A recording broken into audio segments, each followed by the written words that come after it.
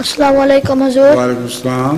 میرا نام وقار عظیم ہے اور میرا سوال ہے حضور جب ہم حج پہ جاتے ہیں تو ہم آب زمزم کا پانی کیوں پیتے ہیں؟ تبرک کے طور پہ، کیونکہ وہ پانی ہے جو خدا تعالیٰ کے ایک نشان کے طور پر حضرت اسماعیل کی ایڑیاں رگڑنے کے نتیجے میں وہاں سے ابلا تھا، اور چونکہ ایک بہت متبرک واقعہ ہے، اللہ کی طرف سے ایک نشان ظاہر ہوا تھا، اس لیے آب زمزم لوگ تبرکاً پیتے ہیں.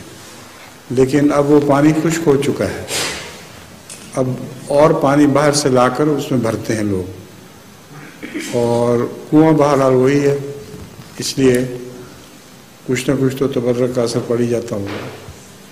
جزاک اللہ حضور.